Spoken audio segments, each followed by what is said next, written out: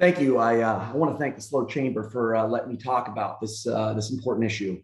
I also want to acknowledge the important work that was done as part of the project team. Wendy, Katie, Gayla, John, the people from Cuesta College, and First Five.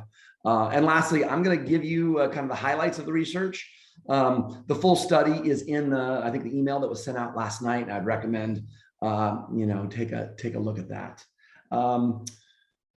Childcare really is becoming and has been a national challenge and an obstacle that we're facing across the country, but it's particularly acute in San Luis Obispo County and kind of the surrounding area. COVID has catalyzed that and made what was an obstacle something that's become an even bigger obstacle. And while there's many impacts on it, I think the economic ones are real, particularly as we look at kind of the economic recovery that we're hoping will really strengthen and materialize as the impacts of the pandemic decline. One of the things that we see is fundamentally you have an issue where childcare, brings lower wages, but in San Luis Obispo County, the wages are low and below average in an environment that costs are above average, and so you see, less than less than $30,000 is your average wage for a childcare worker, which is particularly challenging in a high cost environment. If a childcare worker actually sends people to have their own kids, taking care of their childcare, they're spending upwards of 40% of their own income on childcare. So it's the earnings are particularly challenging. You also see from an economic perspective, the labor force participation rate in SLO County is low. The gaps are real. You can see here on this slide that anywhere from, if we look at it conservatively, over 2,000 households are unable to get childcare. But we think the number is somewhere between that, that potential universe gap and the requested gap. So we think as many as, 8,000 to 9,000 households in SLO County are unable to get childcare.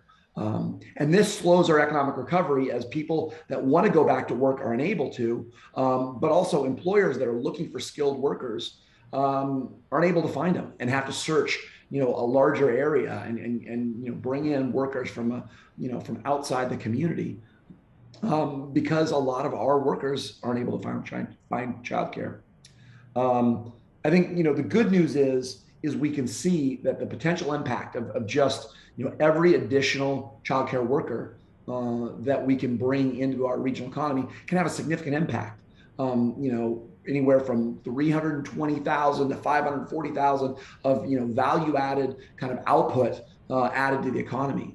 As you look at it just from a fiscal impact and kind of the tax revenues that are generated, every childcare worker, even if they're working with infants and toddlers, and you can see that childcare workers at the younger ages in some ways have a bigger impact, but they can only serve a smaller number given the state requirements. But even then, for each childcare worker, they're generating almost $15,000 in local and county taxes from the additional workers that are entering. For as much as $25,000, $26,000 for those childcare workers that are working with children over the age of 6. The research that was put together really really creates a strong economic argument for why we need childcare, but also as kind of a warning that if we're not able to meet this challenge, you're going to see the economic recovery in our region slowed and diminished because the inability to get these people back to work. So with that, I would recommend everybody take a look at the report. And again, I want to thank the project team and the research team for all their work on the study, and SLO Chamber for letting us talk about this important issue in the economic recovery. Thank you.